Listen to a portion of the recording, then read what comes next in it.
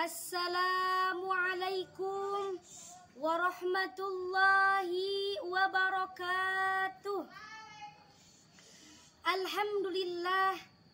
Alhamdulillahilladzi ja'alal islam bil aqidah wa ja'alahu hurriyatan daulatan baldatan Indonesia wa bil haq asasi Pancasila Undang-Undang Dasar 45.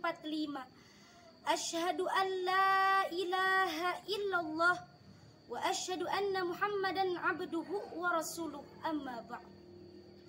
Puji syukur marilah kita panjatkan kehadirat Allah Subhanahu wa taala yang telah memberikan kita beribu-ribu nikmat, di antaranya nikmat iman, nikmat Islam dan juga nikmat ihsan.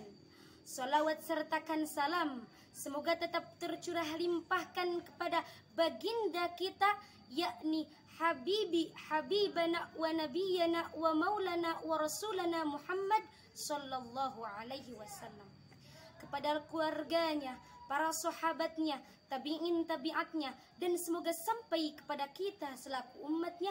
Amin ya Allah ya rabbal alamin. Dewan Juri Dai Milenial Online yang saya hormati, hadirin pendengar Dai Milenial Online rahimakumullah.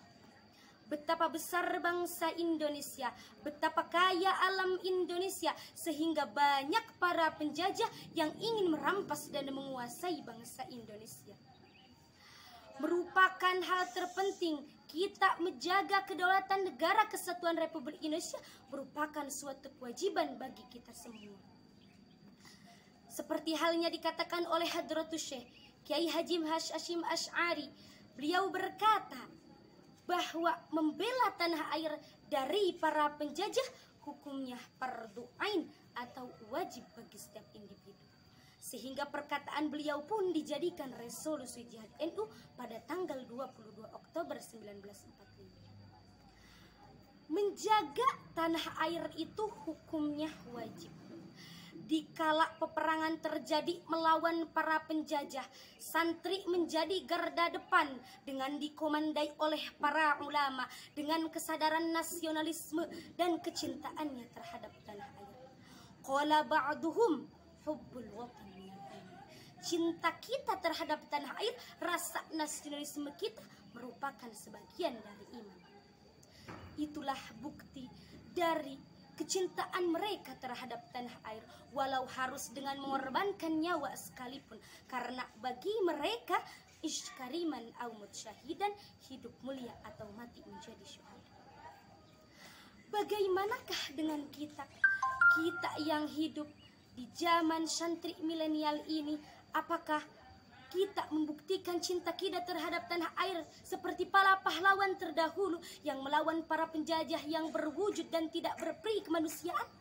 Apakah harus dengan jalan perang? Tentu tidak. Allah Subhanahu wa taala berfirman dalam Quran surat At-Taubah ayat 122. A'udzu billahi minasyaitonir rajim. Bismillahirrahmanirrahim.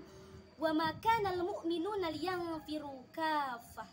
Falaula nafarum min kulli firqatin minhum ta'ifatul liyatafaqahu fid-din. Liyatafaqahu fid-din wal yanziru qaumahum idza raja'u ilaihim la'allahum yahdharun. Al-ayah. Shadaqallahul adzim. Dari ayat tersebut dijelaskan bahwa tidak semua umat diharuskan untuk pergi ke medan perang, tetapi sebagian di antara golongan mereka harus ada yang memperdalam ilmu agama untuk mengamalkan, untuk mengajarkan kepada mukmin sebagiannya lagi.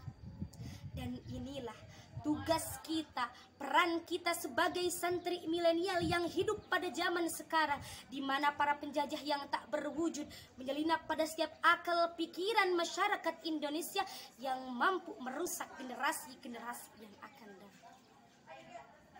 Jadi kita sebagai santri jangan pernah putus asa, sebab orang yang memperdalam ilmu agama dengan orang yang membela tanah air dan bangsa sama halnya jihad fisabilillah, asalkan dengan niatnya ingin mengharapkan ridho dari Allah Subhanahu wa taala.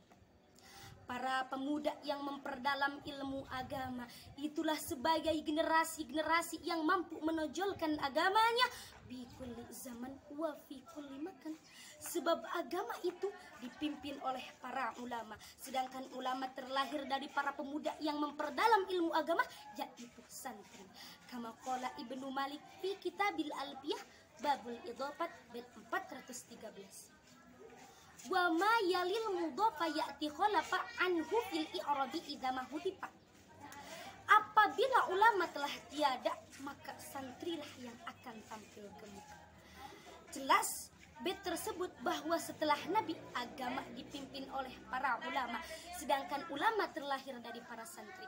At-tulabu warasatul ulama, al-ulama warasatul anbiya.